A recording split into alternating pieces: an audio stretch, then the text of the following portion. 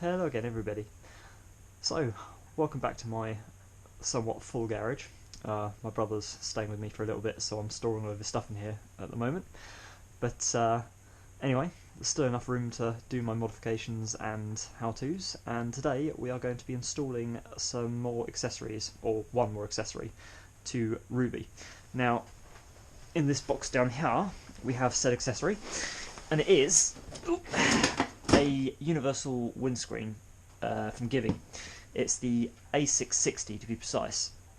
Now, when it comes to installing windscreens on bikes, I know there's a lot of debate as to whether or not you should. Some people hate it, some people like it.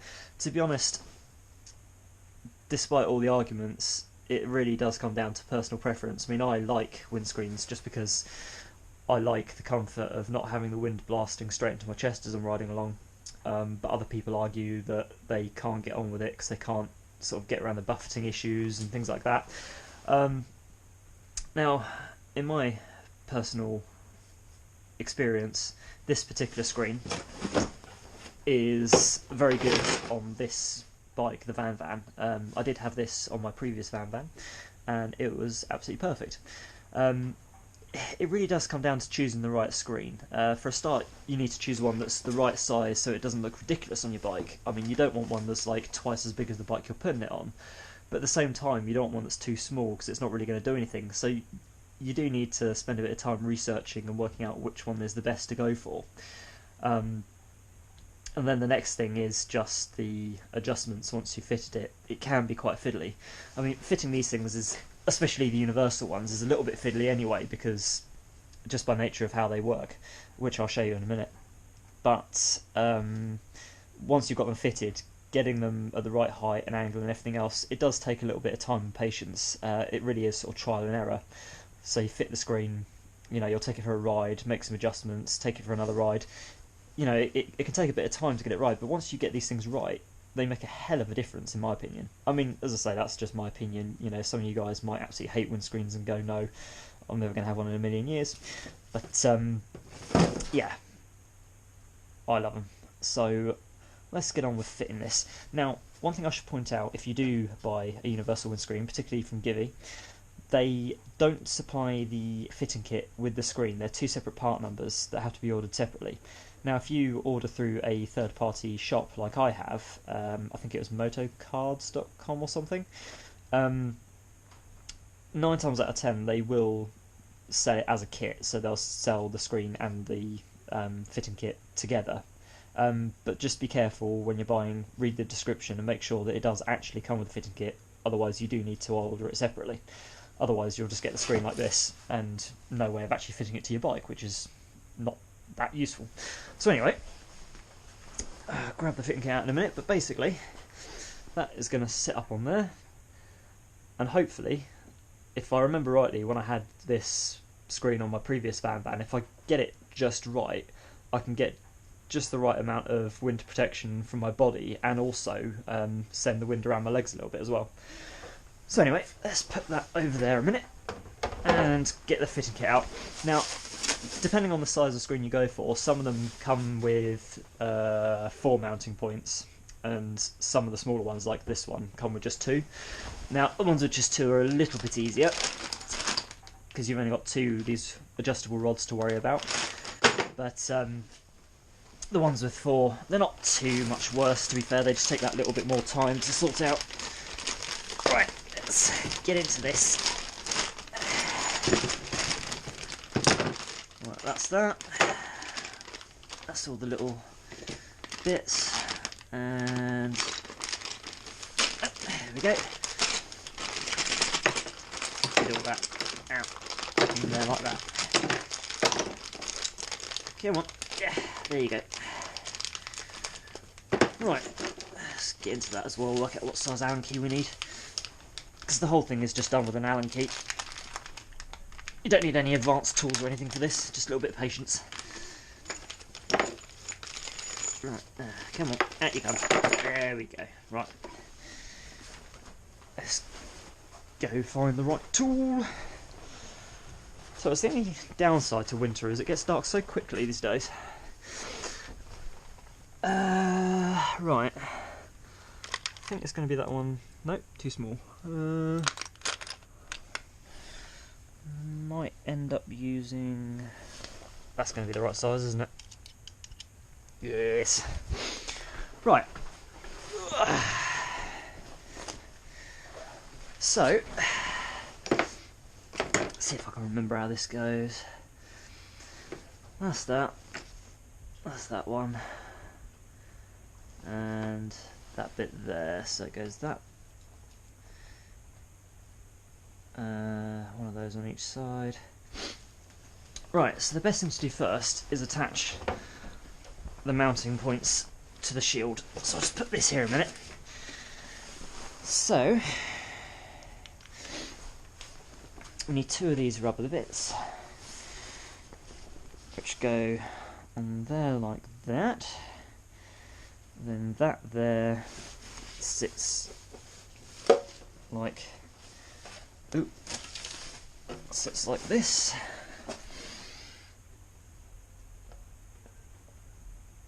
Okay, and then, oh, hang on a minute. Let's pop this down there a minute so I can see what I'm doing. Right. Does that have a hole anywhere in it? Because that will dictate which way around it goes. No, it doesn't. So that just goes on that side there. This here just sits. There's a little hole at the bottom here so you can get these the right way around, although I don't think it really matters a massive amount. So then you need one of these slightly longer bolts. Oh, let's see if I can hold this all one-handed. Sorry about the lighting, guys, it's unfortunately very dark. I've not really got anywhere to put this light. It's going to be, there we go. So then this screw goes through there. And then this here goes on there. Although I think actually, let's have a look. So we've got one of those for each of there. Nope, I think actually it's going to be one of the smaller screws, isn't it? There we go. That's better. Right, and then that just sits in there like that. Now, when you're doing all these bits up, just do them up loosely to begin with, because obviously you're going to need them. Let's just check this quickly.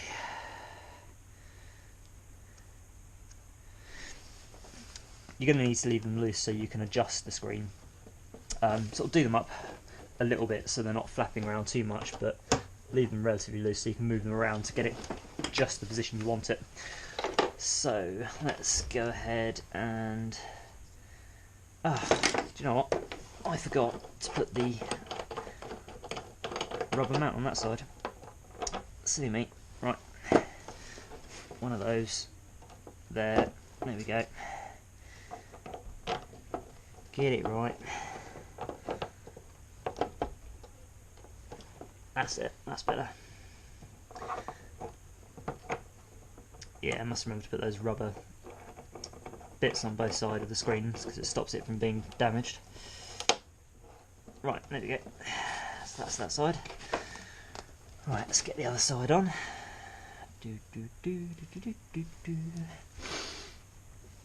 Right, so that goes like that.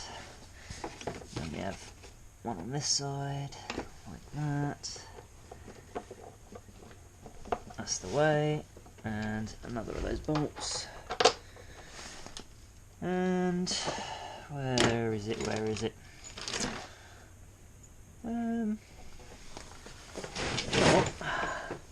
I have misplaced one of the bits. Oh no, there it is. There it is. Rightio. Right. Let's get this down here. That's better. There we go.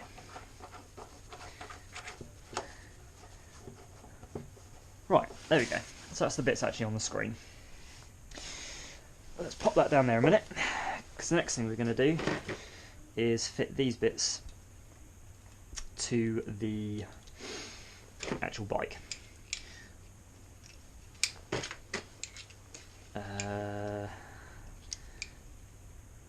Now that is going to want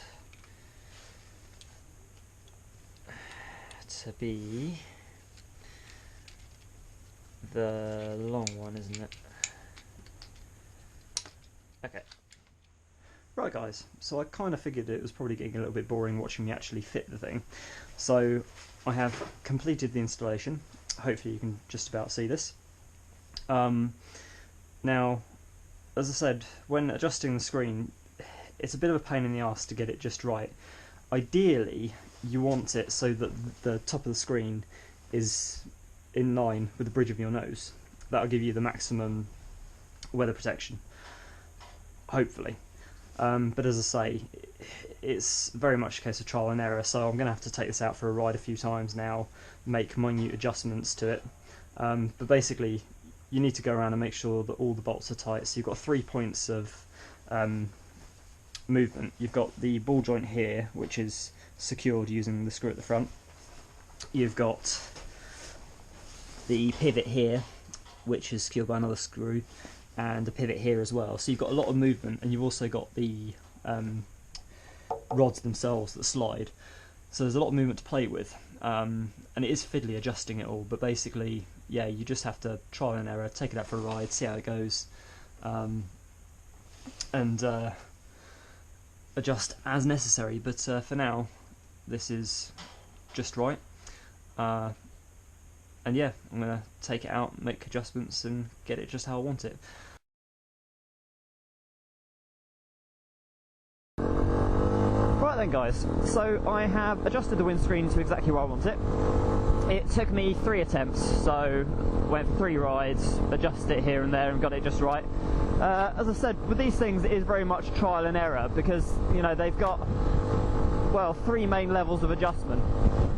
And I mean, I was quite lucky in a way, because I've already had this exact same screen on a previous VanVan, and it did take me a few weeks back then to get it to work out where the best positioning of everything was.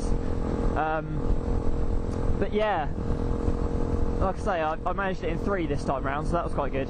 But basically, yeah, what you're looking for when adjusting the screen, you've got to bear in mind a windscreen on a bike, unless it's on a cruiser and it's a massive great thing, is not going to protect you from 100% of the wind. You're going to get wind coming around it. It's not meant to do that. It's just meant to keep the worst of the wind off of you, and throw it around you rather than into you. Now, when it comes to the adjustments, as I say, the 3 main levels of adjustment are height. Now in this case, when it comes to the height, you want the top of the windscreen to be as close as possible to the bridge of your nose in height. Now mine isn't, mine's actually slightly lower, but it just so happens that that's the position that works for me. You might find that, I mean that's the general rule of thumb, that it should be that height, but that doesn't always work. Because the other thing you've got to watch out for is if you have it too high, winds can come up from underneath the shield and buffet you that way. So you've got to kind of fiddle with the height to get it at just the right bit where you're not getting too much wind buffeting around your head, but at the same time the wind's not coming underneath it and rendering it useless anyway.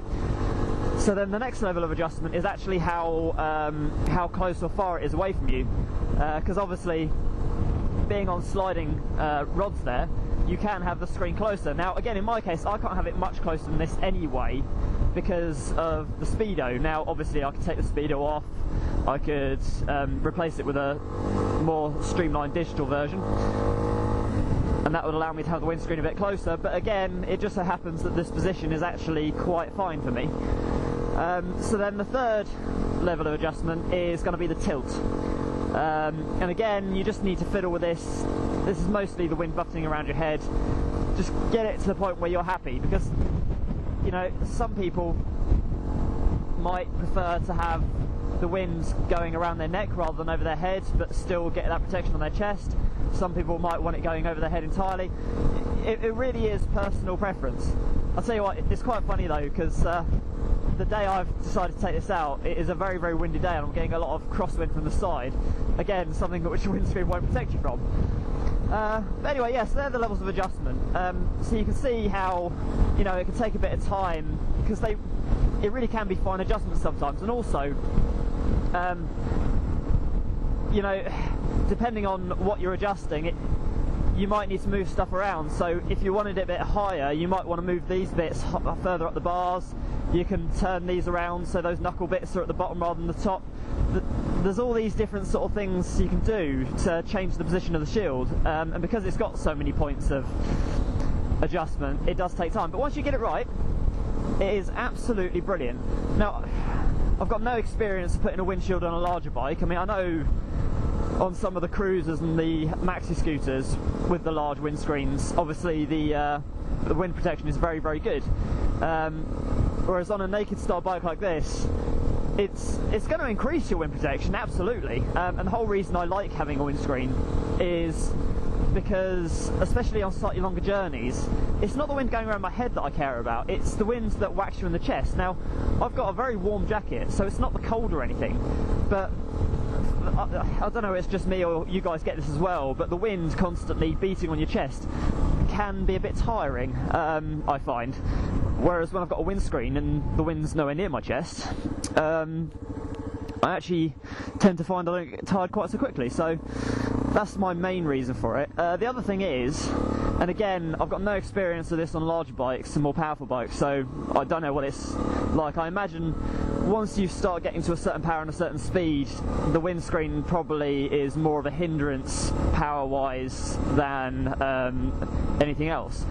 But on the 125s, on the smaller bikes, like the VanVans, and the Honda CGs and all that kind of thing, I honestly do think that the windscreens do make a difference, aerodynamic-wise, especially to the naked ones. Right, you going to wait there? No? Okay. Was my right away, but there you go. Anyway,